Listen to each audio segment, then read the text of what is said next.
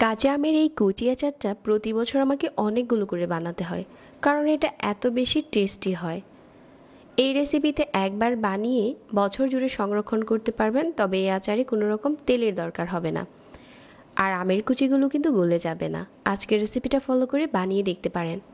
আজকের কুচি আচারের জন্য 1 কেজি আম আগে থেকে খোসা ছাড়িয়ে নিয়েছি। এখন যেটা করতে হবে, এভাবে করে আমগুলোকে ছুরি দিয়ে কেচে নিচ্ছি।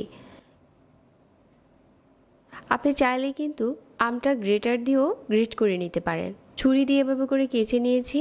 দুটো পাশকে খুব ভালো করে যখন কেচে নেওয়া হয়ে গেছে, এখন ছুরি দিয়ে এরকম করে সাইড থেকে কুচি করে নিচ্ছি।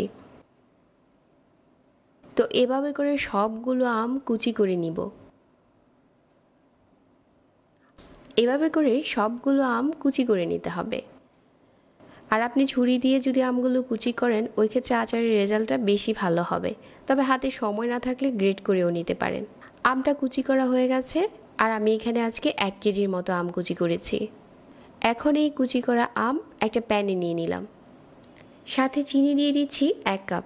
একটু নেড়েচেড়ে মিশিয়ে নিচ্ছি, আর অপেক্ষা করছি যতক্ষণ না চিনির পানিটা উপরের দিকে চলে আসছে। চিনিটা মিশিয়ে নেওয়ার পর কিছুক্ষণ পরেই দেখা যাবে যে এটা পানি ছাড়তে শুরু করেছে। আপনি যে কোনো টকের সাথে চিনি মিশালে কিন্তু এটা পানি ছাড়ে।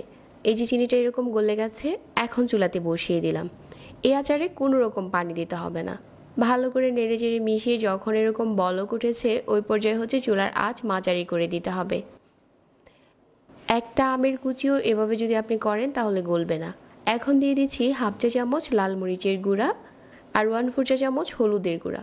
এটা দেওয়ার কারণ হচ্ছে আচারে যাতে দারুণ একটা কালার আসে, আর কিছুটা একটু ঝাল হয়।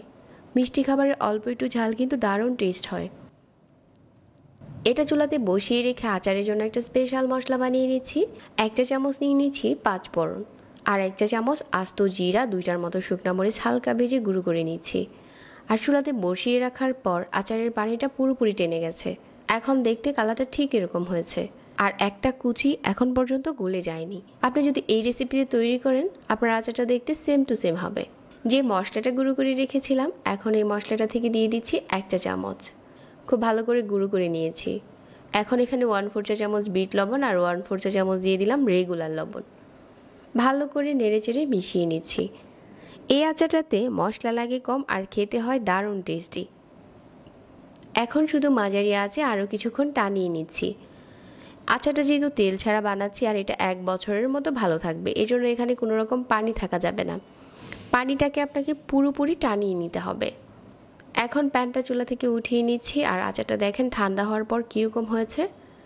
অনেকটাই স্বচ্ছ কাচের মতো দেখা যাচ্ছে, একটা কুচিও গলে যায়নি। এই আচারটা এত টেস্টি হয়, বাচ্চা থেকে বড় এটা সবাই খেতে পারবে। অনেক টেস্টি একটা আচার এটা। এবারের সিজনে যদি এটা তৈরি করে না থাকেন, ঝটপট বানিয়ে রেখে দিতে পারেন। যদি নর্মাল ফ্রিজে রাখেন, আচারটা 1 বছরের মতো ভালো থাকবে।